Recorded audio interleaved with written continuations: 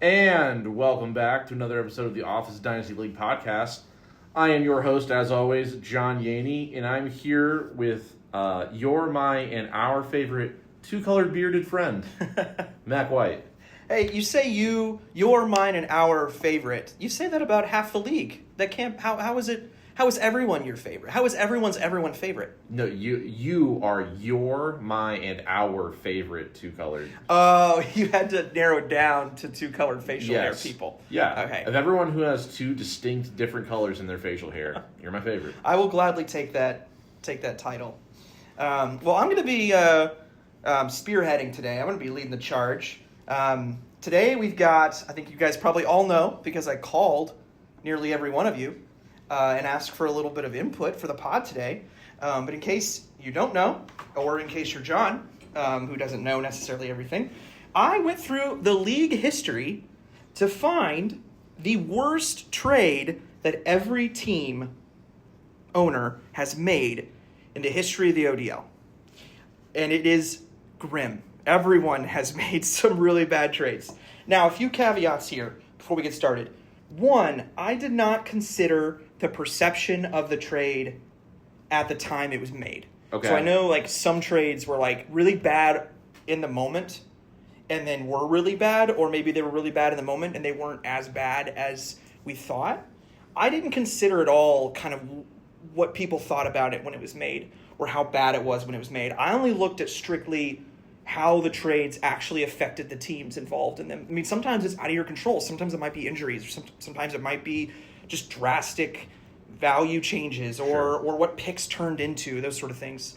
So there might be a lot of pushback on what the picks the choices I made, but that's because a lot of these trades nobody even remembers because they felt fair at the time. Sure. So we're just planting our flag in November 11th, 2025, how that trade has boiled down to at this point. Correct. Yes, I do factor in how that the value of that player today. Like if it's a young player who maybe has only been in the league a year or two, they've only given you a year or two of value, but you're expecting, we have an idea of the value of that player, and that will be factored in. I did consider with draft picks that were traded and then used on someone, I looked at who the draft pick that was traded, who was taken at that spot. And I really put a lot more emphasis on firsts and second rounders. Okay. Because I think those are a little more fixed as far as who went where. Sure. I mean, it might be a little different, a little more consensus. So if there was a third or fourth round pick that was traded that turned into like a Puka Nacua or a Bucky Irving or something, I didn't really dock the trader of that pick a whole lot, because it's like you may not have taken that player. It's just one of those fluke things. So, but I did really heavily consider who was taken in the first or second round, because some drafts were stronger, than others, and that I think that should be considered when you're trading away firsts and seconds. I also, when I looked at these trades, I didn't consider at all how you used the assets acquired in that trade in future trades. So if you got an asset that's gone really downhill since you traded for him, but you traded him before that decline and you got really good value on a later trade, I didn't consider that. So there might be some really bad trades that maybe they moved a lot of the assets they acquired in that bad trade for better assets, so it ended up being a little better for them. But I only looked at each individual trade in a vacuum, at that time. Just it was so much harder to follow what happened after. So this simplified the process quite a bit, and it still is like you traded these players for these players, and if you go back and look, that could be devastating. Okay. And then the last caveat, a lot of caveats here. I only went off of the ODL log, so that was my Bible. Okay. If that was wrong, if there was a typo or an error as far as what was put there, then whatever I have is wrong, but I just trusted that. So if you have an issue with one of the trades and you're like, that's not what happened, it was based off the log. Sure. And if I remember correctly, the log began right after the 2021 NFL season, and so it would have started right before the 2022 draft. And if anyone needs a reminder on that, that's Breece Hall, Drake London, Garrett Wilson, that draft. Yep. So anything before that, those trades were not considered. Because I don't even know what they are. It would have been a lot tougher of a process to find those trades that are in the chat somewhere probably, but had a hard time. They're not documented. And also, it was the early days in the league, so a lot of us didn't really know what we were doing. A lot of us first Dynasty experience, so it was kind of the wild, wild west back then. To Ethan and Evan, to Ethan and Will, I am sorry.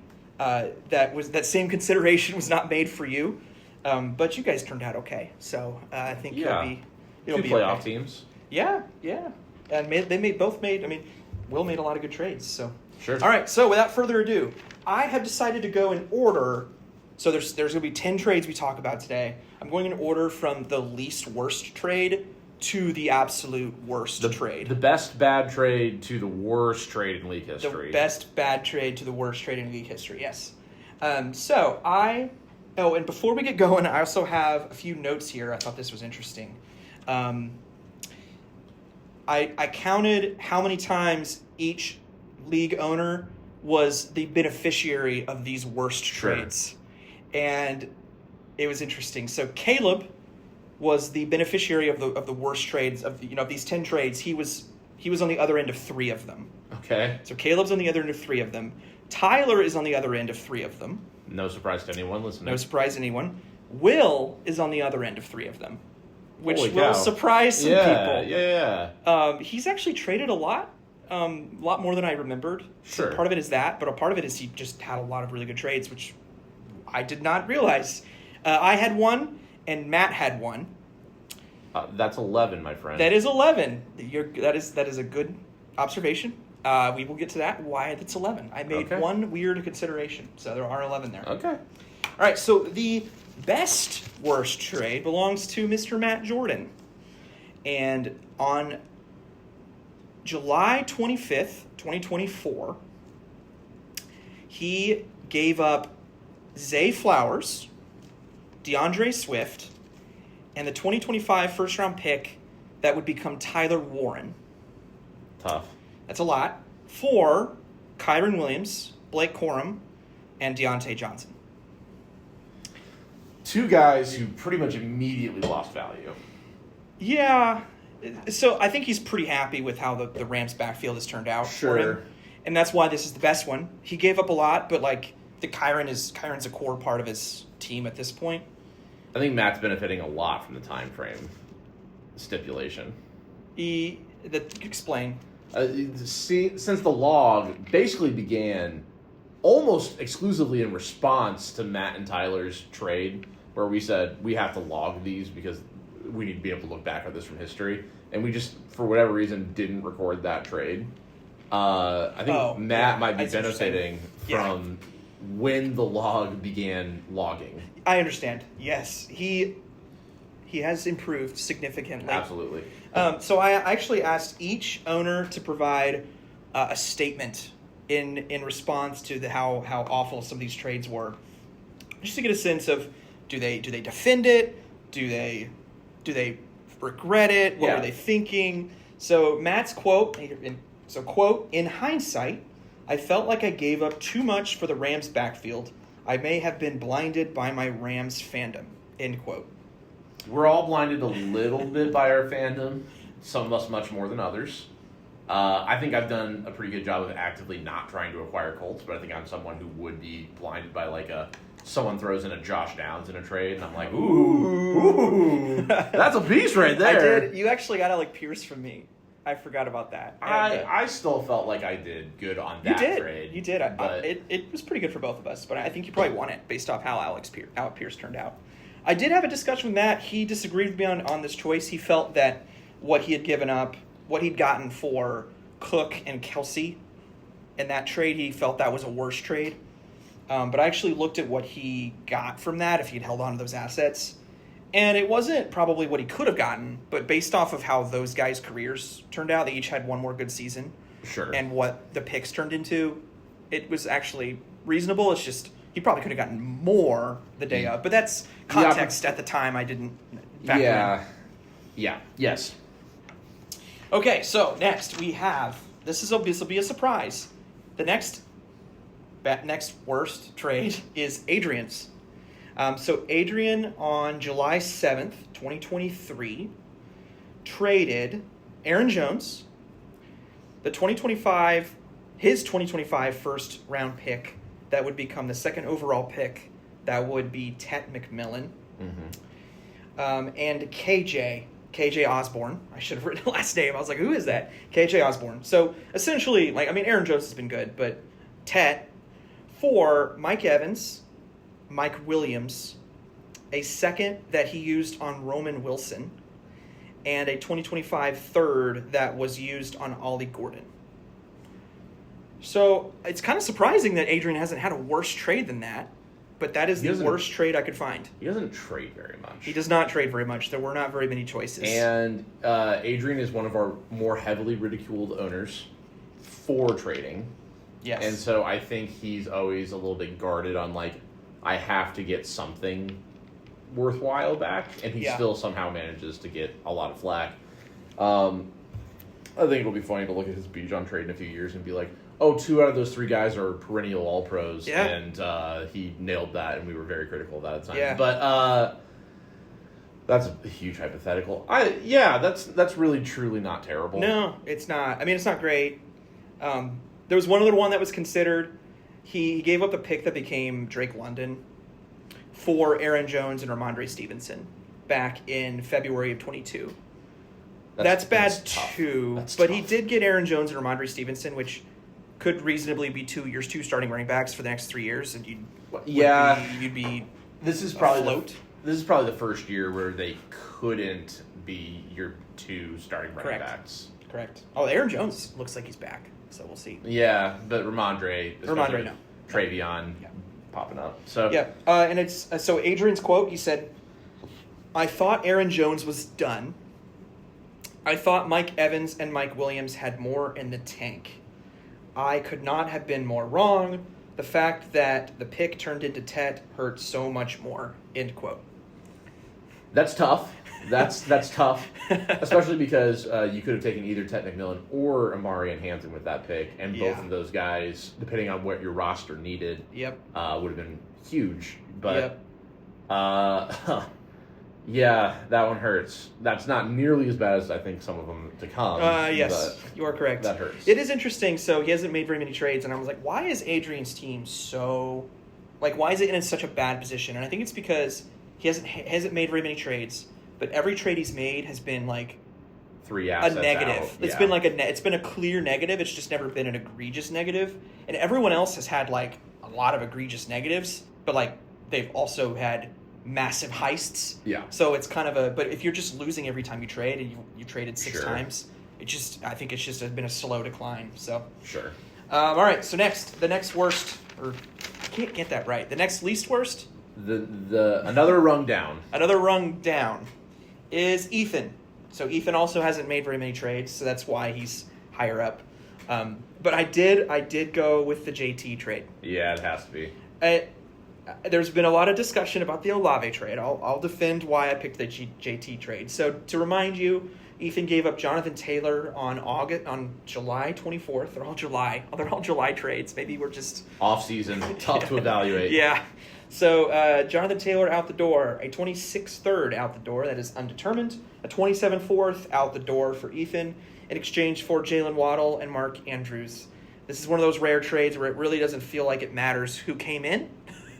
I mean, it does, but the fact that JT went out and knowing what Ethan's team is now and just how insanely good JT has been this year. This is the newest trade I picked. Nearly every trade was 2-3 years ago, but this one was it's just he gave up the one of the best running back seasons we've ever seen for Jalen Waddle and Mark Andrews.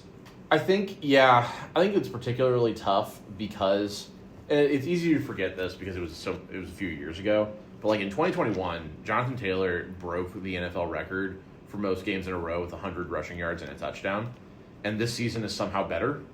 We're coming off of, as of November 11th, his 5th 3-touchdown game of the season. Yeah. Through 10th. Fourth, right? I thought 5 was the record. He had 4. And he has tied the in-season record. Okay, got it. All right, maybe. There's a lot of asterisks on those records. A lot of records, too. There's a lot of asterisks on those kind of records where it's that's the most 3-touchdown games by someone with the last name with a Y in it since... And it's okay. But... there's a lot of Colts fandom here, but like he's just been so ridiculously consistently above 30 points, which is insane. It is, yeah. Isn't it like 6 times? Yeah, and Ethan currently holds I believe the number 1 record in the league, right? He lost.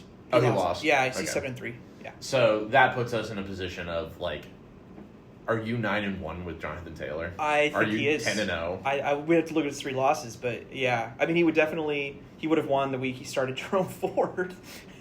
Yeah. I think that was pretty close, actually. But like, how bonkers can this get?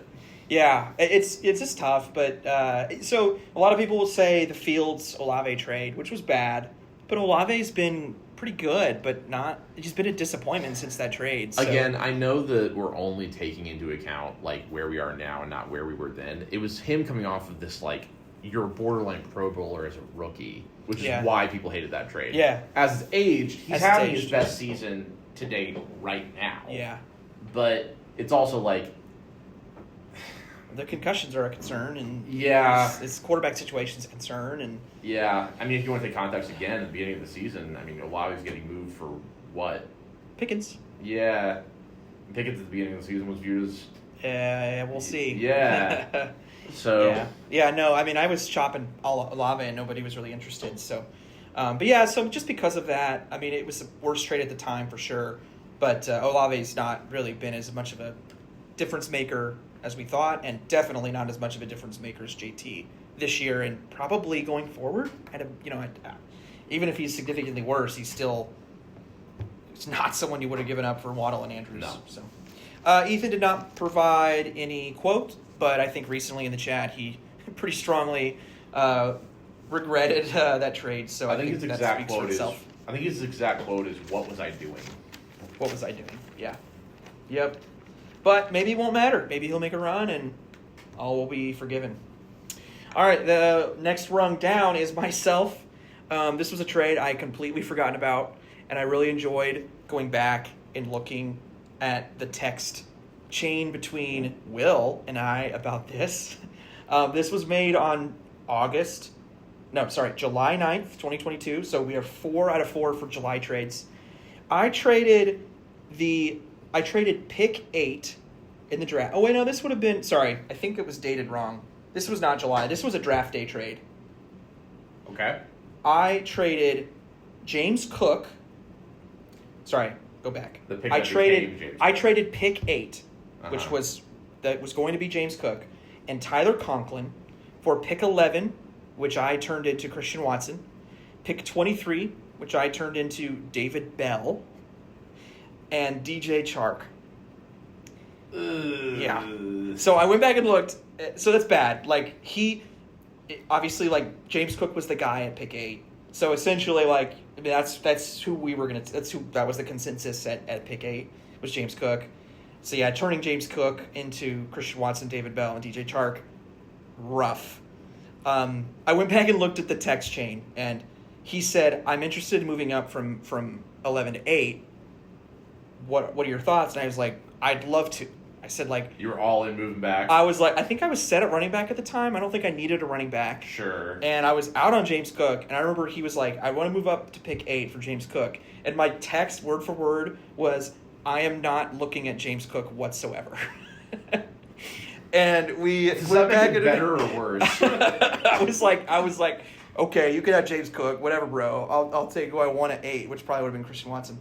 So I moved back, and at the time I was like, okay, I kind of wanted Christian Watson at 8. I feel like he might be there at 11, so I could get my guy. And then I can get pick 23, which who knows? Yeah. And then I can get DJ Chark, which was weirdly a kind of a name that mattered then. In 2022, yes, DJ Chark was a relevant name. Yeah. So, and Tyler Conklin actually ended up being like a startable tight end for Will too. So he was starting to... Well, I searched Conklin in my chat history, and it was like, Conklin's a beast. Like, Conklin actually had like a 6-game stretch where he was good. So yeah, really, really bad. I'm not proud of that. Really bad draft miss. It makes the Christian Watson thing so much worse. But yeah, and it was like, Will was like... reading everything Will was saying was correct, and everything I was reading could not have been more wrong. So... It's funny how confident we get in guys. I know. were like, this guy, no shot. Like, I remember looking at the draft when Matt took Puka Nacua, and I was like, who? Moving on, like, whatever. And, obviously that hasn't aged well. But, James Cook at the time, I think I had released a pre-draft, like, after the real-world NFL draft, pre our rookie draft, and I had said James Cook should be a top 3 pick in this draft. And I got cooked in the group chat. Now, I also said Treylon Burks should be a top 3 pick. Everyone thought that. But people were so out on James Cook. I was. I think it was a Buffalo thing. I was like, Buffalo won't use him. Or, like, he won't be a guy. Yeah. Which for a while kind of looked true, but... I think he had a rough rookie season, and then beyond that, it was his first carry was a fumble. I think his first NFL carry was a fumble. Tough. Yeah. No, yeah, but look at James Cook now. Yeah. Premier Clearly asset. a great asset. Yeah, and I was like, oh, man, that was bad. All right, next rung down is Evan. I'm getting nervous that I'm not been brought up yet. I consulted some others with this. It wasn't just me. I did ask some other people for input. Not in the league. They were, Dynasty people. So blame them as well. So next is Evan. So this is one of those actually rare cases where the trade that's talked about and brought up constantly is actually the trade that was his worst. And this was on September 9th, 2022. Evan sent Amon-Ra St. Brown, fresh off his rookie season, and a 23 third, which is crazy, for Luke Musgrave, for Rashad Bateman. So I sent Evan Rashad Bateman. He sent me Amon-Ra St. Brown, and the pick that would become Luke Musgrave. Evan's quote, "No one thought the Lions would be as good as they are today. I was trying to capitalize on a flash in the pan." End quote. And he went on to say, "I thought I was fleecing you. Bateman seemed like a good pick, and Zay wasn't there." No, sorry. And Zay wasn't there yet. Not Zay. Who would that be? Oh, yeah, Zay. Zay Flowers. Zay Flowers wasn't on the Ravens yet. And I think Marquise Brown might have been gone. So it was just like, Bateman's the guy this year. I think, if I'm remembering correctly, 2023, the Ravens moved Hollywood to the Cardinals. No. I think this was the year. That Hollywood went out. So the reason I made this trade, like everyone forgets, but I distinctly remember it. I think Evan texted me and he said, "Hey, do you have any interest in Amon-Ra?" And Amon-Ra was like a 5th round pick, but like he kind of reminds me of Gadsden a little bit now, where it was like a low profile draft pick. And he had been like Amon-Ra had a really rough start to his first half of his rookie season was bad. And then down the stretch, he was just like a monster, right? Yeah. He was really good. But nobody knew, no one quite trusted it. It's like his 5th round pick, went to a small college, right? I think he went to small school out west, USC. Yeah. Oh, went to USC. Okay, never mind. Ignore that. And Bateman was like a high profile pick who hadn't really shown anything yet, but it was like, but he's the guy now. So sort of maybe like Ricky Pearsall kind of vibes, or he kind of threaded that needle of like Brown went out and Zay hadn't come in yet kind of thing. Yeah, and it was just like it was him. He was like the number one option. And I remember like in redrafts, they were both kind of in like the 50s. They were both in like the 6th round range. And they were both, I think Bateman might be a year older, but they were similar like young assets. And I was kind of like, okay, well we could talk Bateman. And he said, "Well, I'll give you a 3rd with Amon-Ra for Bateman." And honestly, if he had just offered Amon-Ra for Bateman straight up, I would have been like, I just feel like they're the same. Yeah. I don't really know. I just feel like they're a wash. Yeah. So I'm like, but then he threw in the 3rd. I'm like, okay, I feel like they're a wash, and I'm getting a 3rd. It's like, sure. But at the time, it was like, I don't know which one of these guys I like better. I feel like they're just equal. He's been a Suat staple since then. He has been a Suat staple, so it's really interesting. But yeah, we bring that one up a lot. I could not find a worse one for Evan. Just there really wasn't, picks were no part of this. It was just like one player went one direction and one went the other. And it was just so weird. At that moment, they were considered to be somewhat equal. And it just was so obvious so quickly that they weren't. It's really funny. I'm someone who gets really into the real world NFL draft. You are not. Correct. And so whenever one draft ends, I like to look ahead and be like, okay, what do the experts think about this next draft class? And it's part of the reason why back in the day I was so high on Kyron Williams, because he was kind of supposed to be this like fringe first round guy going into his last year in college, and then he just fell to the 5th round, and I was like, well, clearly he's talented. Yeah. Maybe the right situation fixes it, and then that's all she wrote. But Amon-Ra St. Brown was in discussion for like wide receiver 1 going into that last year of college. Just had a bad year, and it just didn't happen. Like I think he was supposed to be like a late 2nd, early 3rd. By the time he got to the draft, he just fell. And so looking back on it, it's like I absolutely knew about Amon-Ra. I just thought that like he'd kind of flamed out. Yeah. And he absolutely hadn't. So for all those listening, if you ever like get into the draft and whatnot, like well ahead of time, pay attention to those guys that like could and like don't, and then go later than you think they should, because those are guys that kind of tend to quote unquote surprise. But yeah, that makes sense. I mean, do you feel that way about Ollie Gordon? No. Okay. I wasn't super keen in on him. Okay. And so that was a name that I've learned about in like that draft cycle. But for me, it was like I never understood why everyone was so low on Achane. Like I was high on him before I picked him. And just his size. That's why. Everyone's so low on Achane. It feels like even to this day, people were like, yeah, he's really just gonna break it any moment, or he's not that good. And it's like, and he just puts up numbers. Yeah. And I feel like every time the Dolphins would get another running back, people would be like, oh well, that's the end of Achane. Yeah, Achane, look at that. That's a split carry now. The Dolphins took a 5th round running back. Achane's time is over. And it's just like, I don't know. But yeah, Amon-Ra was just one of those guys where it's like, there's no, obviously this is true now, but like no business going in the 4th round. And he just did. And now he's the best receiver from that class. Yeah. One other thing Evan said I thought was really interesting. He said, I remember listening to the latest pod, and you said something along the lines of, I said something along the lines of, quote, when thinking about making a move, I don't think of how much I get the player in question for. I try to only think of that where their value is now. Sure. And he said, the Amon-Ra really shows just how useful that thought process is, and how it can stop you from making impulsive decisions. I thought I was getting 1st-round value for a 3rd-round pick, when in reality, I had a player with 1st-round value. Yes. So he was like, oh, Amon-Ra was like I got for peanuts, and now I'm getting him for Bateman, who went 9th overall or whatever it was. When in reality, they had very similar. Yeah, and I thought that was really interesting because I mean, in Evan's defense, like it was a pretty fair trade on the day it was made. But I think that's what he mentioned. He was fleecing me. I think he felt like, man, like I turned this 4th rounder into a 1st rounder. Yeah. Like but all right, next one. All right, John, you can breathe easy. You're next. Okay. I'm just happy it's not lower. No, it's not. This was the hardest one to put where this was the hardest one to pin where it should go. So it is the Justin Jefferson trade, which I'm sure you told me explicitly earlier today it wasn't. Well, no, I didn't. I told you it wasn't the worst. I said it's going to be the Justin Jefferson trade, and you went, Well, I wasn't going to give it away. I wanted your live reaction. Okay, let me present my case, because this was a hard one, because you got freaking Justin Jefferson. Like, how upset could you be? But I dug into it, and I don't know if anyone else ever has. I don't know if you have. It's very interesting.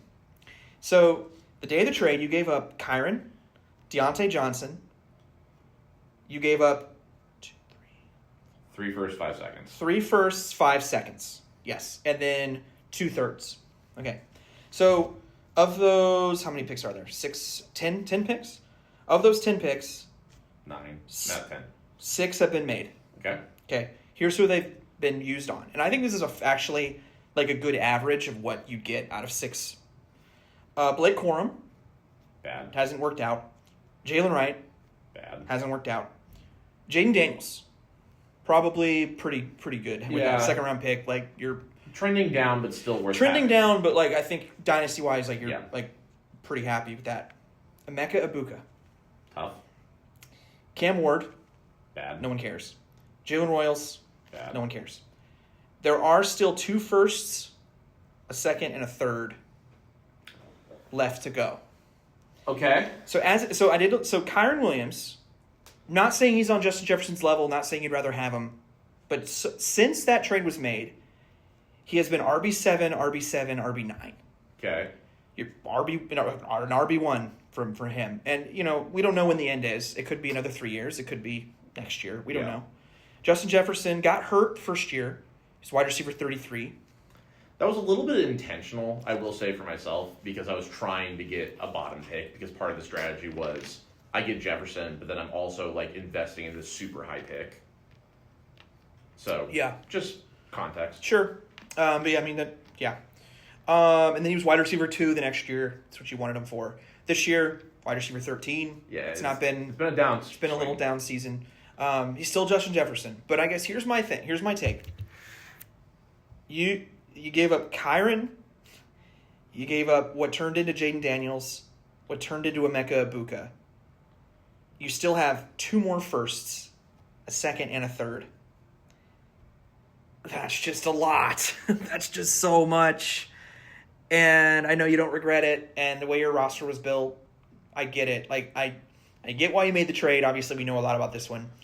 I just think it feels like no one will ever pay that much again, and it's because of this, and it's because of just what you're like it's just you're getting like there's an RB1 here in Kyron. There's probably what we will think will be a wide receiver 1 for most of his career, back like potential at least, and then you have a clear like quarterback 1 in Jaden Daniels, and there's still 2 more firsts, a second and a third to go. Yeah. That's just so much. That's just so much. I hear it. I actually feel better about it after you tell me who all got picked. In There's a lot of misses there. Obviously, we started with like the lower picks, which is going to affect that perspective. But when I made that trade, it was like I kind of forgot about the third round picks. But like with the first and seconds, it's like I just gave up 8 assets that could all easily be like awesome players. We're going to see if this is worth it. And honestly, sitting here and being like, yeah, 2 of those picks have been good. And then, Kyron wasn't a pick, but Kyron's been, I think, a lot. Emeka Ibuka and Jaden Daniels. Yeah, but I mean, but Kyron, the Kyron piece, I don't think you maybe anticipated he'd be this good for this long. Kyron was my miss. At the time, Caleb told me, like, it's either I keep him or I take this trade. Like, that's the competing offer, really. And looking back on it, the thing I wish I had done differently is I had offered, I think it was like 2 firsts and 3 seconds or something like that. And he said, no, that's not going to get it done. And so then I said, okay, I'll throw in Kyron Williams an extra first. And I just started throwing stuff on it. Going back, what I wish I had done is kept like... One at a time? Not even one at a time, just been like, okay. Because if you wanted to time it, then it's just going to be Caleb saying, not enough, till I say not enough. Then he goes back to my most recent offer that I would have said yes to, and he takes that. Or he takes Tyler's offer of 4 firsts. That's how you reel it. Well, sure, but there were other suitors. I'm curious going back, and obviously, like Caleb now would be like, oh, I would have never taken anything less than I would have taken. But I'm curious going back if I had I'd said, okay, I'll throw in an extra first and 3 extra seconds, but I'm going to take Kyron Williams out of it. If he had taken that, I don't know. It's a good question. Because I think honestly, if you take Kyron Williams out of that trade, it's like, man, John crushed this trade. Having him in it is tough. Well, I think it's too early to tell because you've only had one of the firsts actually come through, and it was Ibuka. I was so convinced that they were going to draft a running back in the following draft, and they did, and he was terrible. Yeah. So. Yeah. What's interesting too is... Oh, go ahead. I'm curious what that looks like if the Rams had made a slightly more competent running back pick. Because they're a hyper-competent franchise, but clearly Blake Corum has just been an enormous miss. Yeah. Yeah, I will say it's interesting. I mean, Caleb had a really good rebuild, and going through all these trades, he won a lot of them. I mean, this one was with Caleb. But, less than a year later, he ships off Kyron and Blake Corum, the pick he used. Along with Deontay Johnson. But he gave up Kyron to go get Swift and Flowers and a pick that he traded away for something else. But he went and turned Kyron, and he got plus value for that piece of the trade. So it's just interesting how it all fit together.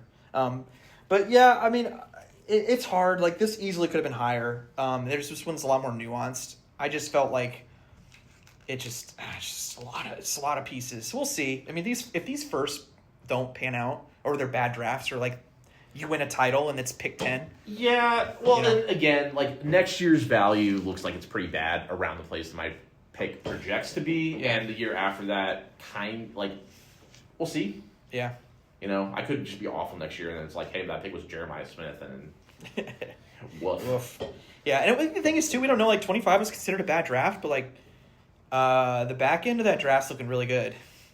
Yeah. Like, Warren, Ibuka, Judkins, this is a bit of Travion Henderson. Yeah, this is a bit of a teaser for some stuff down the line that I want to do. But the value of picks is actually shockingly consistent, regardless of how we see the draft. Sure. That doesn't surprise me. That does not surprise me. Like, 2021 was considered this incredible draft, and 2022 was considered a much worse draft, and 2025 was the worst rookie class we've seen in our time drafting. And it's been good. I think 24 is the outlier, though. That one's special. 24 is the outlier because of some things some people did earlier in the draft. I don't agree. Caleb Williams at 4 made sense to you? No, but Caleb Williams still has been if you got him in the draft, it's still been a good pick, we think. But it's just deeper. I just feel like there's been more like absolute stars from that draft. Yes. Like cornerstones of your franchise, like studs, like just a lot. And that most drafts don't have that. But. Sure. All right. Totally agree. Next down the rung. Next rung down is Caleb. And I loved getting Caleb's reaction to this trade because he had no idea he made this. He'd totally forgotten. And his was so bad. All right, this was made on March 26th of 2022. And I'm going to start with what Caleb got, okay? Because this is hilarious. He traded with Will. This was a trade with Will. Okay. From Will, he got Juju Smith-Schuster, Elijah Mitchell, Mike Gesicki, a second-round pick that would turn into Christian Watson, and a second-round pick that would turn into Michael Mayer.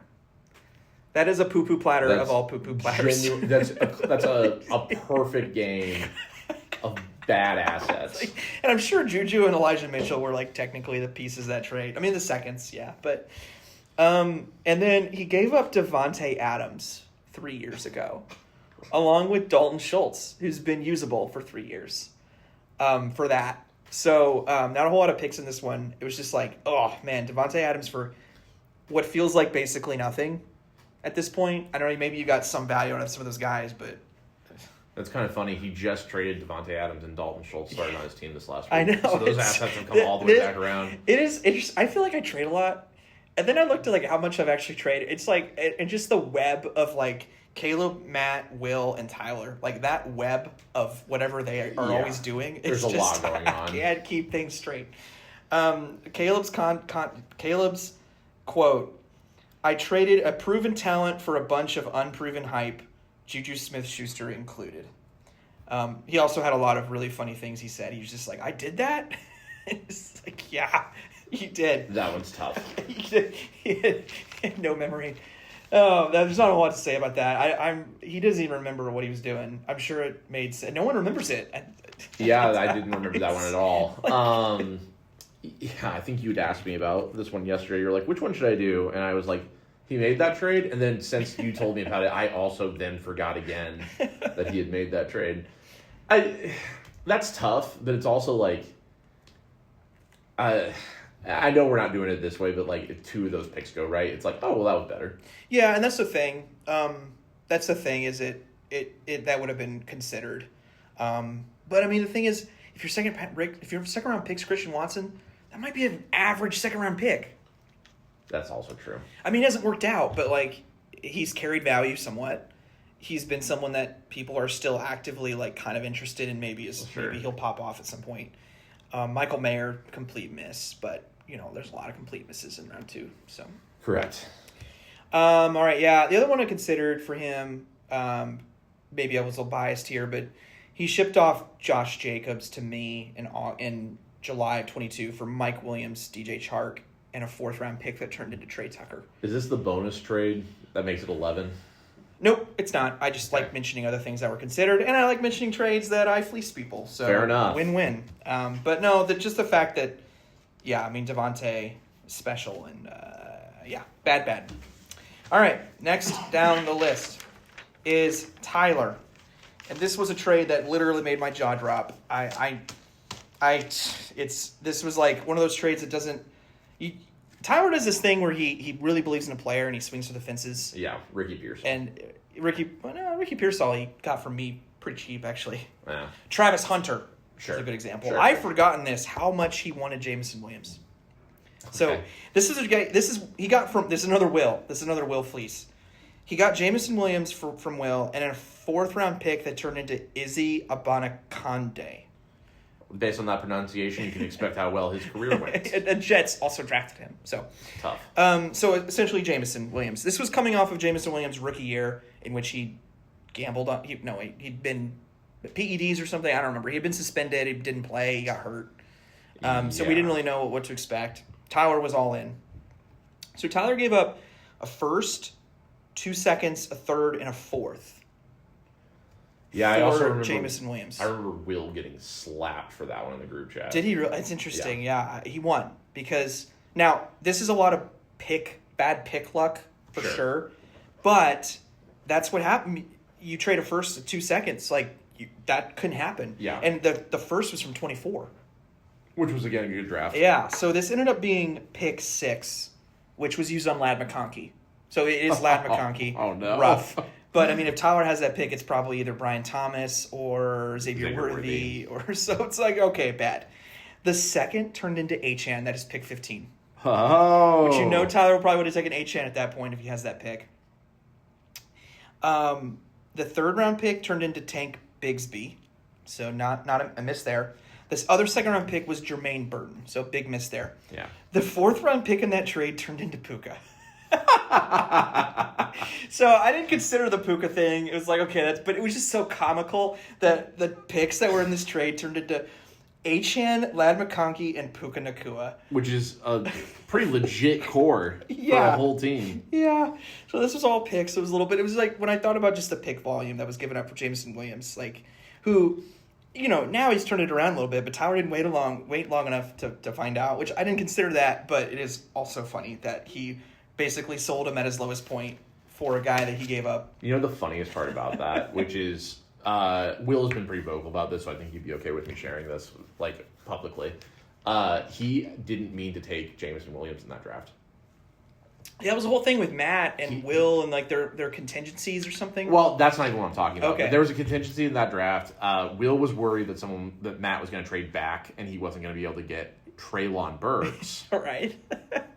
And so he wanted to move up, but there was a contingency he couldn't take Drake London if he moved up, which I was like, what's the point of moving up then? Right. But Will wanted Treylon Burks with that pick, but he forgot Treylon Burks' name and didn't want to look stupid on the group chat. And so he just took Jameson Williams. And that trade is again, one of the best trades he's ever made. The worst trade Tyler's ever made is based on the fact that he forgot the bigger bust's name. Yep, that's funny. Yeah, because Tyler wouldn't have done that, obviously, for Burks at that point. But that is funny. So, yeah, Will, if I'm misremembering that at all, roast me in the group chat. I'm sure that's what I thought you told me. So Tyler on the record, quote, "I have no comment," end quote. And then he proceeded to have comments because Tyler always has comments. I was going to say. Quote, "Find you someone who's into you as much as I was into JMO." End quote. Snaps for Tyler. Yeah, that was good. So anyway, that was Tyler's comment. I think we all have those guys, though, where we're just that's a dude, that's a dog. I'm going to do what I need to go get them. Yeah. It was, in a much more exaggerated way. That was me with Marvin Harrison. I was like, This is going to be a dog. Yep. Yeah. The other thing that was funny is when I was telling Tyler about it, he was like, "I gave up all that?" I'm like, "Yeah." He's like, "Hey, I got something else with JMO, though. I got something else." I'm like, "Yeah, you got a pick that turned into Izzy Abanikanda." And he's like, "Oh, I got JMO." Yeah. He's like, "I got something else." I'm like, "Yeah, kind of." All right, next down the list is Will. What trade number is this? This is the second worst trade. Okay. So we're down to the second worst trade. Okay. So this is Will. A lot of people are expecting a certain Jonathan Brooks trade here. That's what I would expect. It is not the Jonathan Brooks trade. And other people might guess the Nico Collins trade. But I didn't know this. Will had 3 different trades all involving Nico Collins. He traded Nico Collins to Tyler, and then Tyler traded him back. And then Will traded Nico to Caleb, and that's the story of Nico Collins. So, This is the first time he traded Nico Collins. And no one remembers this trade, and it is truly horrible. All right, so on March 27th, 2022, I'm going to start with who Will got, okay? This is who Will got from Tyler, okay? Tyler Higbee, Cam Akers, Oh, no. a 4th-round pick that turned into Kenny Pickett, and a 3rd-round pick that turned into Tank Dell. So, Tank Dell was something for a whole year. Something for a whole year, yeah.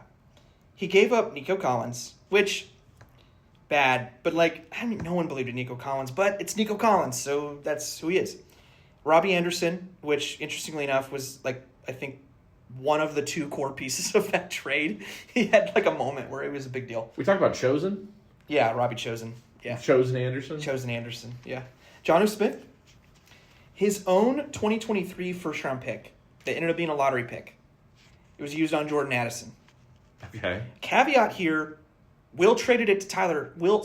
Tyler traded it back to Will later, before the draft. Okay. So he did get it back, but that wasn't a consideration in this trade. Okay. So Nico Collins is almost a throw-in in this trade. Yes, he is. Well, he was a throw-in, but yeah, Nico Collins, Robbie Anderson, Jonnu Smith, Jordan Addison, which was the pick, and then a 3rd-round pick that turned into Tyler Algier.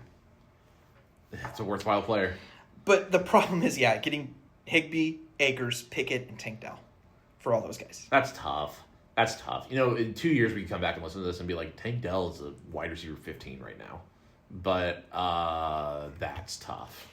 Yeah, it's rough. I would probably still advocate for Jonathan Brooks being worse than that. And didn't Will also make this might be pre-log, but didn't Will also make a trade a 1st-round pick for Laviska Shenault? He did. I don't know if you saw my message in the chat.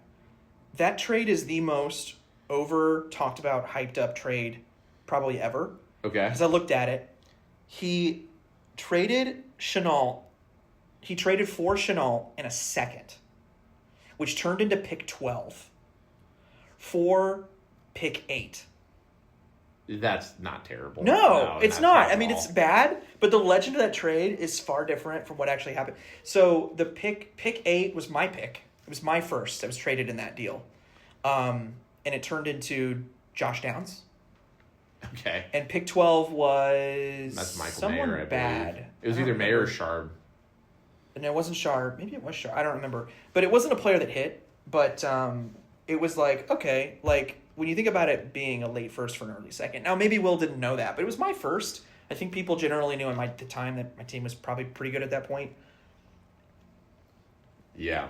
But yeah, that trade is, no one remembers the 2nd that went with Shenault. So essentially, it's still bad, but nowhere near as bad as we like to talk about it being. So one other thing I want to say right now, I went back and looked throughout I was looking at all Will's trades, and the hardest part about this was looking at all the trades that have been made and figuring out who was on which side. I couldn't remember because I had to trace some assets where they went, who had them. I just saw 2 sides of the trade, and with 3 years ago and how many people made trades, I didn't know whose side was whose. Mm-hmm. I went back and looked. Will had fleece after fleece after fleece after fleece. Just kept ripping people off or kept getting ripped off? He kept ripping people off. He missed some trades for sure. Sure. Missed this one. He really had 3 bad trades that I noted. There was this one, the Jonathan Brooks trade, and then the 2nd Nico trade. I'm shocked. I wish I'd written them down. I might go back and do it and report it on the next pod. But every single not every trade, but nearly every trade was either even or Will was holy shoot, he keeps winning these trades. Yeah. And I realized so Will, I don't remember, Will's roster was pretty bad when he inherited it, right? Yes, I believe he took Walker's roster. Took Walker's roster, and Walker's roster was pretty bad. Which he was also walking into that draft with no 1st-round pick because Walker had traded it. Walker traded it.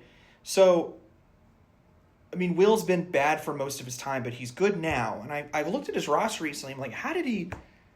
it feels like when we think of Will as a trader, it's he just gets fleeced he just always gets... he's always going to lose a trade. He always gets fleeced. But it's how is he always getting fleeced?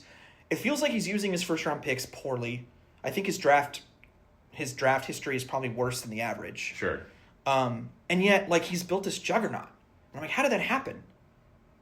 I know how it happened. He made amazing trades for the last 3 years. Well, what I think what happened is, again, we want to talk about like reality versus perception. I think the perception might be Will loses trades, and so people are more willing to trade with him. Yeah. And then all of a sudden it's like, well, he's not really losing these trades. He's losing the media battle. Yeah, he's losing the media battle. I think the other thing, too, is he has drafted poorly. Like, I think he's had some hits, but, like, I think he's had a lot of misses. There's a certain amount of that as well that is also, like, the board is wrong. Sure. Like, you're basing your entire draft off, like, some expert's opinion. And, yeah. Yeah. But I want to encourage you, Will. I know you feel like, I always get ripped off. Dude, you were making a lot of trades in 22 and 23. You were winning them. Go back and look at them. Making moves. I might write them down for next week and just go through. It was fascinating. I was like, wow, Will was just. I looked at my trade log. I've won most of them. Like a lot of small wins for me. Some big wins. I had 3 horrible trades. 2 of them were with Will. The one I talked about where he got James Cook for pick 8, and then he got the pick. Well, he turned it around for something else, but I gave him the Achane pick for a pick for a second in a worse draft.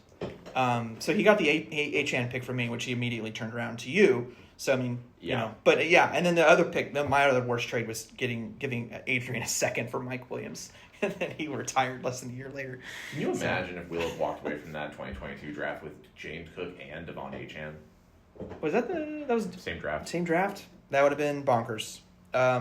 Anyway, so Will, you're doing great. Keep trading. You're doing better than you think. And everyone else, go double check because you may not think he's making a good trade, but he's made a lot of good trades. Everyone else, stop trading with Will. Yeah, a lot of the trades I like were like contenders for everyone's worst trade. A lot of them were with Will. They just didn't quite make the cut. Sure. Will's quote about this trade: "I am content with how the Addison situation panned out." He got the pick back. Yeah. Addison turned into, then he traded Addison. No one had any idea that Nico would be a franchise wide receiver. Quote, end of quote. That is true. He didn't make any comment about Cam Akers or Tyler Higbee, but whatever. Those are a little bit more. I don't think we really remembered. I mean, Cam Akers was a thing. Unfortunate for a long turns. time. All right, we are now to the worst trade. Do you know who's left? I did not keep track. It is Dallas. Oh, boy. He's not made very many trades. He's made some. Now, this is where I made a contingency for 2 trades. Okay. So I did break one of my own caveats here. He made 2 trades 4 days apart. They're both the worst ones. They're both horrible, but they're both directly linked. Okay. I did make an exception. You'll see why I made an exception here. Okay. I've thought about why does Dallas's team get so bad so quickly? This is why. Okay. This is why. So he made a trade on October 5th, 2023, and he gave up a bunch of stuff for 2 assets, and then he flipped those exact 2 assets and added more assets on to get someone else. Okay. So it's like I counted it as one trade because within a 4-day period where no football was played. It's essentially a 3-team trade. It essentially is. So on the 5th of October, he gave up his own 2024 first, which turned into Brock Bowers. His own 2024 third, which turned into Troy Franklin. Oh. Tank Dell and Jalen Polk. So nothing else there. Lesser, but Bowers yeah. and Franklin for TJ Hawkinson and a 24 second-round pick that turned into A.D. Mitchell. Tough. Okay. So far. That's tough. bad. That's really bad. So then 4 days later, he takes Hawk and that second-round pick. He adds on another 24 first, which turns into Brian Thomas. And a 24 second-round pick, which turns into Ricky Pearsall. So, I know you don't like Pearsall, but Pearsall has value.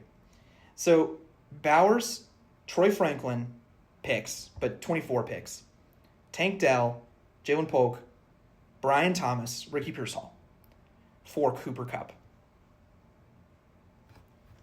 That's what he gets.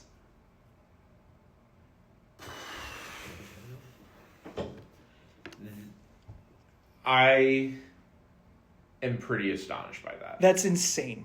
And no one remembers it. I certainly didn't. Okay. So back when Cooper Kupp triple crowned.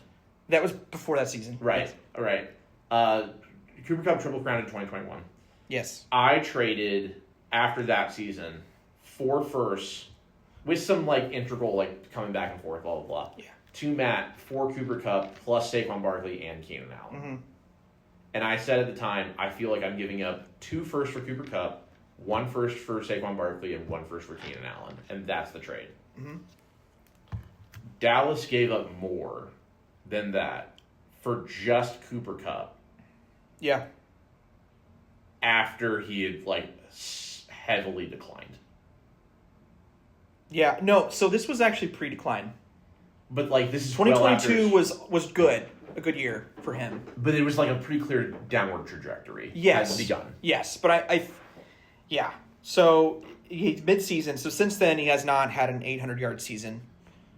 He got hurt that year. Next year, got hurt. Has not been the same player. Obviously, we know how Cooper Kupp turned out, but oh my goodness. That's so tough. That is why Dallas is where he is. This specific he gave up 4-day sequence. All the assets. And the fact that they were 224 firsts, we talked about how incredible that draft was. And that was that the offseason before 23 or the offseason after 23? This was mid-season 23. So we knew that the next draft was going to be incredible. Yeah, we knew. Which makes it worse. Yeah. Like, I had kind of given up my 4 firsts for Cooper Kupp with the thought, like, I thought the 2022 draft was going to be really bad. And so it's like, okay, we'll see what 2023 is going to be, but, like, I'm giving up 2 bad firsts. And then they were good. Yeah. But, still. Yeah, so I made a special exception. I think that's worthy. Yeah, so, yeah, that's the worst. I mean, it's the worst. It's the worst sequence in league history. Yeah, and I'm counting it really as one trade just because of how he moved the assets, within the same week. So here's Dallas's comment. I did get a hold of him. It was a very interesting, fun conversation. He did not really remember it either. He's like, oh my Lord. He said, quote, "I must have really loved Cooper Kupp. I don't know what the vision was, but I saw something. Shout out to Bowers, BTJ, and Tyler's favorite son, Slick Ricky Pearsall, on this one. 'Twas the beginning of the Zits' downfall," end quote. Now, maybe I'm totally misremembering this. Is this the year that he won the title? This was after. This was after the title? So he made a really bad trade for, one of the things I considered before I saw this, he made a really bad trade for Eckler. Yeah. He gave up a ton for Eckler. But I didn't consider that trade. I mean, obviously, you couldn't top this. But even if I would have taken any one of these trades over the Eckler trade, because Eckler, he got to help him win a title, and Eckler was like RB1 the year he won a title. Yeah. So I was like, okay, well, I mean, you may give up a lot. It's like, I mean, I think he's okay. But this was after he won the title. Yeah, I was going to say, if this is all in pursuit of the title and it worked, then it's like... He won in 22. Yeah. Yeah. But this, I mean, you're right. This is the beginning of the slide. Oh, that just hurts. So one of those trades was with Matt, and one of those trades was with Caleb. So double team there. All right, those are the 10 worst trades in league history. Those are the 10 worst trades in league history. Let me know if you guys disagree. And I think go check out Will's trade history. It's pretty darn good. Actually, pretty darn good, and that was one of the really interesting takeaways from all of that. Okay, well, let's go ahead and transition into our next piece. Matt, could you read off what the matchups look like for this week? I can do that, but before we get there, shouldn't we talk about maybe a change? We don't need to. I think the league should know. I don't think they should. About this. Well, then fine. I will share. This whole season, I've been trailing John in the picks standings. I am now 1 pick ahead. So John needs to get a matchup on me before we get to the end of the season. It was so funny. John does not want to talk about this.